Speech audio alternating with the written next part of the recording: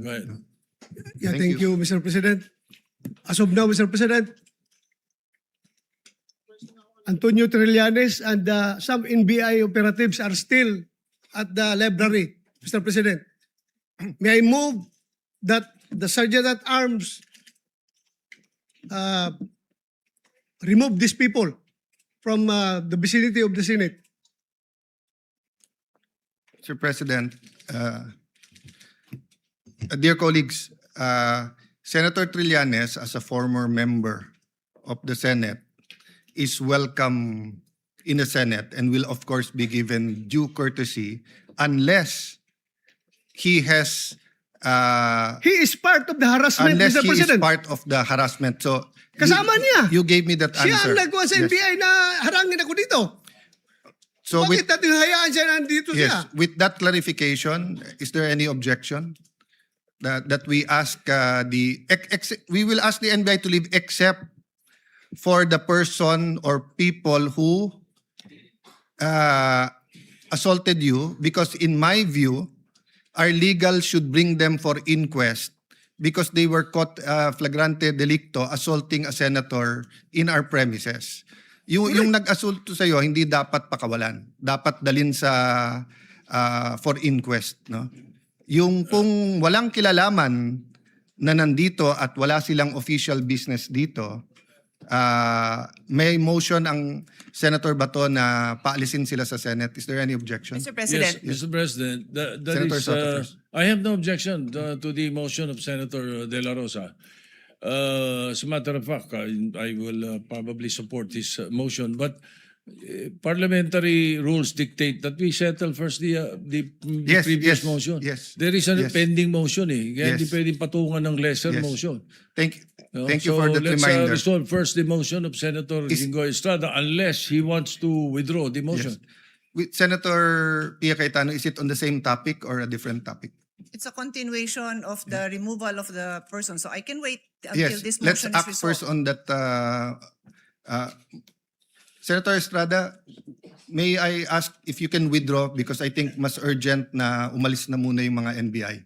Then we can have a short huddle with the Sergeant at Arms whether we will ask him to report here officially. Mr. President, Yes. if I may, Yes. sana bago sila paalisin, i-identify muna natin yung mga Exactly. nagharang sa akin at i-inquest natin. Yes. Kapailan natin ng kaso bago sila paalisin dito lahat. Dahil para tayong king queen dito. Yes. Inassault na tayo dito sa ating opisina. Tapos walang mangyayari. Paalisin lang natin. We have to arrest them.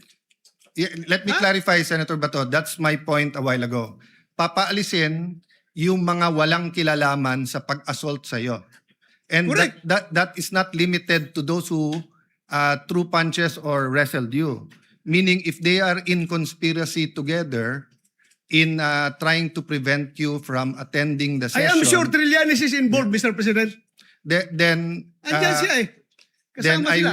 my suggestion is to consult with the legal and to bring them for inquest. No, but before that, I will follow the suggestion of Senator Soto. Can we first dispose or withdraw muna? Mr. President, I withdraw my previous motion. So since the motion is withdrawn, Senator Pia. Yes. I think this is what the Senate President had in mind in any case. Let me just put on record, I think Senator Bato will also welcome this. Before removing anyone who is not involved, we have to determine who is involved and who is not involved. Obviously, I think that's quite obvious. But to be clear with the instructions of the Senate President, everybody here should be dealt with because they are here for a reason. We need to hear from them. They should give their testimony kung bakit sila nandito, sino ang nagpapunta sa kanila dito, ano ang instructions sa kanila, kahit tumayo lang sila dito, we want to know why are they here. So just to be clear, I'm pretty sure that is what the Senate President meant, but perhaps we can instruct our legal team very carefully bago paalisin. Pati yung identification nila, yung official identification nila, baka may mag-missing in action dyan. We just want to be clear that everyone who had who even witnessed, even if they were just a witness, we would want to have access to them, Mr. President. Thank you. Let me clarify. No? If the committees themselves can hold in direct or indirect contempt unruly guest, may they be witnesses, may they be our employees or whatsoever, basta't non-members ng Senate, lalo na pwedeng mag-direct or indirect contempt dito sa Senado. But we are dealing with two separate things, whether what they did was contemptuous, and then secondly, whether there was a criminal offense committed within our premises in front of our faces that gives us the right for an arrest and ask the DOJ for an inquest. That is why I think the Sergeant at Arms took our instructions a while ago not only to view the video but to conduct an immediate investigation. Maybe we can have a 2-minute suspension and consult with the Sergeant of Arms kung nasaan na yung investigation nila before we ask anyone to leave the Senate. Tama si Senator Bato at Senator Pia. Baka palisin natin pero baka naman sila yung dapat arestuhin. No? So we'll suspend for 1 minute.